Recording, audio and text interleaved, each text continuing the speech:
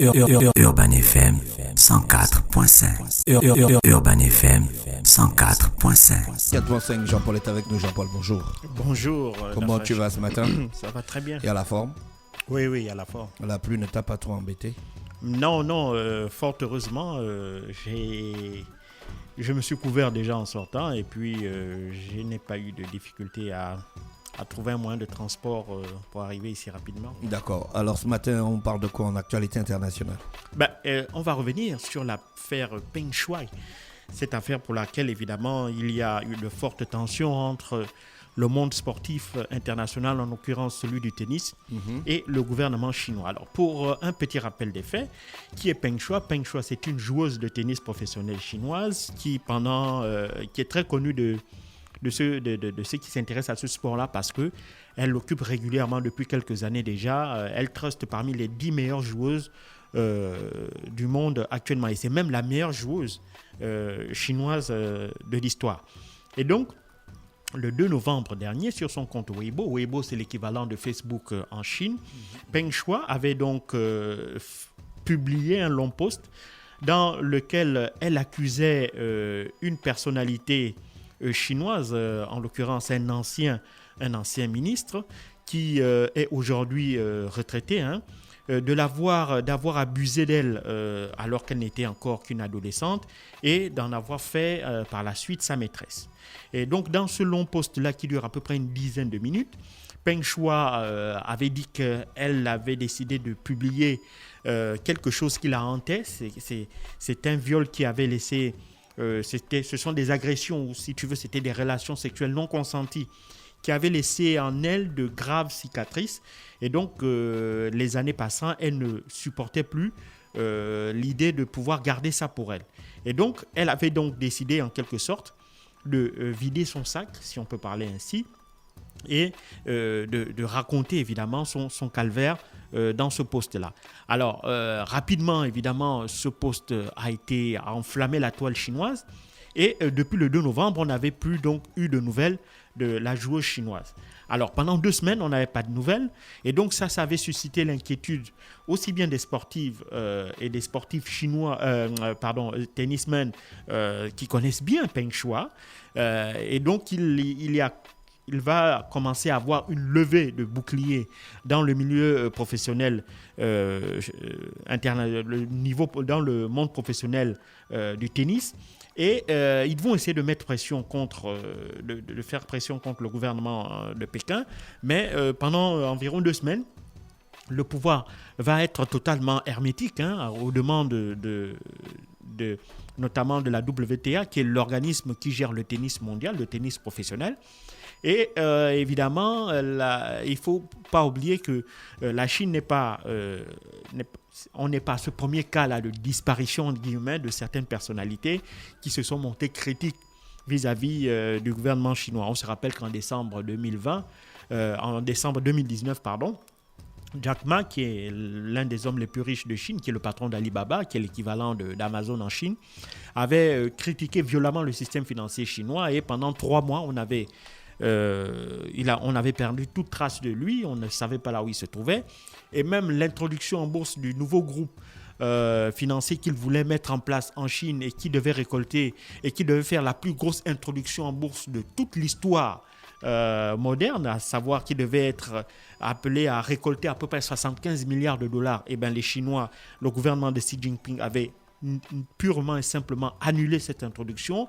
Et donc, Jack Ma était réapparu seulement en juin dernier. Et évidemment, il n'avait pas donné les raisons de cette disparition, mais on savait qu'évidemment, cela avait eu un lien avec les propos qu'il avait tenus en décembre 2019. Donc, la communauté internationale n'est pas surprise par la disparition de Peng Shuai, puisque évidemment, il y a des antécédents.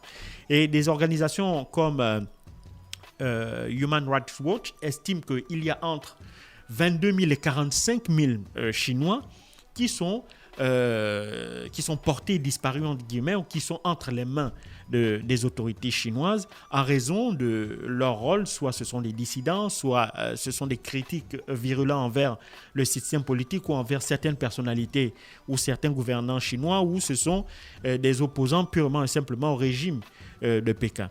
Et donc, ces personnes ne sont pas enfermées dans des prisons parce que pour être enfermé dans une prison, il faut avoir été jugé et condamné. Or, ces personnes-là ne sont ni jugées ni condamnées, donc elles ne sont pas conduites dans des prisons, mais elles sont conduites plutôt dans des lieux de résidence où elles sont retenues contre leur gré dans ces résidences-là. Parfois, c'est une assignation, comme c'est le cas de Peng Shuai, puisque après avoir mis cette pression-là, la Chine craignant en réalité qu'il ne faut pas oublier que l'année prochaine, il y aura les Jeux Olympiques d'hiver de Beijing, donc en Chine. Et donc, la Chine, craignant qu'au dernier moment, puisque cette pression-là ne faisait que monter, eh ben, ça puissait entraîner une espèce de boycott des athlètes pour participer à ces Jeux Olympiques d'hiver-là. Donc, ils ont commencé quand même à présenter une certaine ouverture, c'est-à-dire que le président de la WTA, Steve Simon, a eu notamment une conversation avec Peng Shuai par vidéoconférence le 13 novembre dernier. Mais pour le moment, cela ne suffit pas, puisqu'ils estiment que même si elle est en bonne santé, elle est vivante et en bonne santé, cela ne prouve pas néanmoins qu'elle ne fait pas l'objet de menaces, de toute forme d'intimidation, de coercition, pour l'amener notamment à revenir sur les propos qu'elle avait tenus le 2 novembre dernier. Donc c'est ça justement sur quoi le président de la WTA a justement avait basé ses inquiétudes, et voyant que évidemment cette dernière avait fait une réapparition rapide le 21 novembre dernier à Pékin, lors du dernier Masters de Pékin, mais celle-ci n'avait pas participé au tournoi, et ensuite elle avait de nouveau disparu. C'est ce qui avait poussé évidemment les autorités du tennis mondial, en l'occurrence le président Steve Simon, de décider de suspendre la Chine de l'ensemble des compétitions de tennis pour l'année prochaine. Parce que, évidemment, pour celles qui concernent l'année 2021, se sont déjà toutes déroulées. Il faut savoir que chaque année, la Chine organise une dizaine de tournois dans le cadre de circuits professionnels, dont les plus importants sont les Masters 1000 masculins et féminins de Pékin. Il faut savoir que la Chine contribue donc pour l'organisation de ces tournois-là et dépense d'énormes sommes, plusieurs dizaines de millions de dollars chaque année pour l'organisation de ces tournois-là, parce que derrière, il faut comprendre que la Chine, depuis une dizaine d'années, a mis en place une stratégie qui vise à rayonner également dans le monde sportif en plaçant dans certaines disciplines au plus haut niveau des athlètes chinois, pour montrer évidemment la grandeur, si tu veux, de la formation et du niveau des athlètes chinois. Et comme ils savent qu'ils ne sont pas particulièrement doués pour les sports collectifs, donc l'accent a été particulièrement mis sur les sports individuels, et donc de grandes académies ont été créées partout en Chine dans plusieurs sports individuels, en l'occurrence également le tennis. Et justement, Peng Shuai est l'un des produits de ces grandes écoles, de ces grandes académies de sport qui avaient été mises en place par le gouvernement chinois au début des années 2000. Et avec elle, la Chine est parvenue à occuper les premiers rangs. Comme je l'ai dit, Peng Shuai est à plusieurs fois trusté parmi les 10 premières places du tennis mondial féminin. Donc, cette affaire, évidemment, vient jeter de l'huile dans le feu, parce qu'il y a un paradoxe.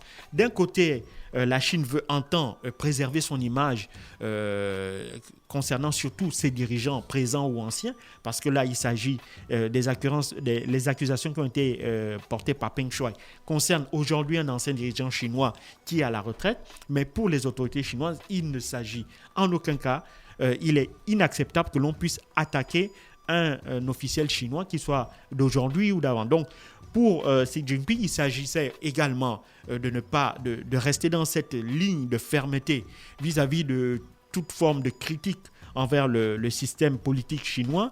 Et il s'agissait également de ne pas, évidemment, risquer de perdre certains acquis, notamment l'organisation des Jeux Olympiques d'hiver. Et donc ça pourrait énormément nuire à l'image que la Chine voudrait projeter d'elle-même aux yeux du monde comme étant un pays de grandeur, où effectivement c'est une grande puissance.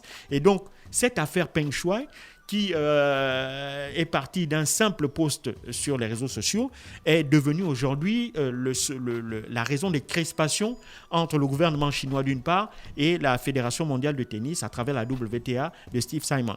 D'autant plus que d'abord, il faut savoir que Lorsque la vidéo a été postée le 2 novembre dernier, le gouvernement chinois n'a réagi qu'à partir du 13 novembre. Et dans sa réaction, elle a plus fustigé le fait qu'on s'intéresse à des affaires privées.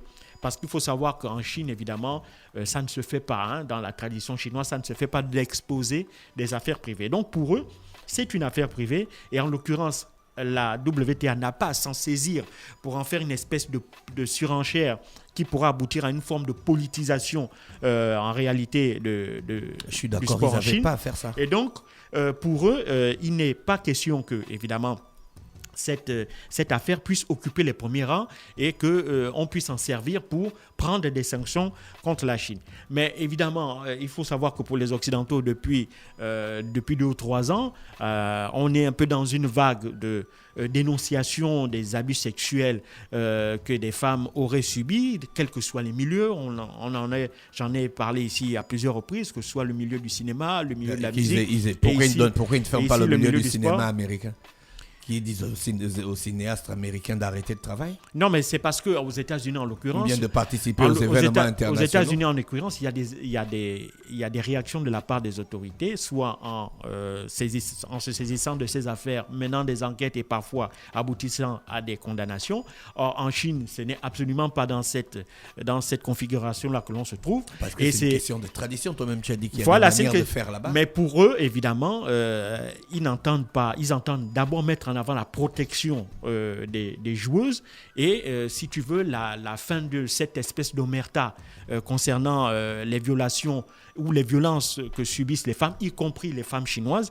Et donc, la Chine s'est donc retrouvée à la fois dans la nécessité de vouloir préserver son image de grandeur, de vouloir continuer à montrer que, évidemment, les athlètes chinois sont doués, mais d'un autre côté, il est bien obligé de constater que, en ce qui concerne le monde du sport, ils sont obligés de faire des ouvertures parce que, comme je l'ai dit pour le cas de Jack Ma, il y avait eu plusieurs demandes à travers le monde pour demander, par exemple, d'expliquer où était Jack Ma. La Chine a été restée inflexible. Et pour la première fois, on a senti un fléchissement des autorités chinoises sur ces questions de séquestration, entre guillemets, de certaines personnalités qui auraient porté des attaques contre le gouvernement chinois. Mais il faut relativiser cela. Il faut que les auditeurs comprennent bien que le monde du sport étant un monde à part, parce qu'évidemment, la stratégie que la Chine a mis toutes ces dernières années pour faire également du sport un moyen de propagande si tu veux, de sa grande capacité à pouvoir produire des champions. Mais le monde du sport, évidemment, étant un monde qui est en parallèle du monde politique, la Chine aura donc du mal à devoir imposer, si tu veux, au monde politique, ces idées, les idées qu'elle a pu imposer au monde politique, les faire imposer également au monde du sport. Et c'est ce qui fait qu'aujourd'hui, il y a quelques heures, donc hier, le président du CIO a donc eu également un échange par visioconférence avec Peng Shuai. Et il semblerait que d'ici la fin de l'année, d'ici la fin de ce mois de décembre, le président du CIO devrait faire un déplacement en Chine et rencontrer maintenant de manière physique, personnellement, Peng Shuai. Donc les autorités chinoises semblent avoir un peu été plus flexibles concernant la sportive Peng Shuai, mais c'est parce que, évidemment, il y a un calendrier qui est favorable à la WTA, donc en l'occurrence l'organisation des Jeux Olympiques d'hiver, et c'est cet événement en réalité dont se sont servis le CIO et des autres fédérations internationales pour mettre la pression sur la Chine, notamment concernant Peng Shuai. Donc il faut relativiser, c'est parce que évidemment le calendrier permettait à la communauté internationale de mettre la pression, mais si ce n'était pas le cas, Peng Shuai serait encore assigné à résidence. Merci Jean-Paul avec nous ce matin sur les 104.5 Urban FM, la station urbaine dans le Fresh Morning. Urban FM 104.5.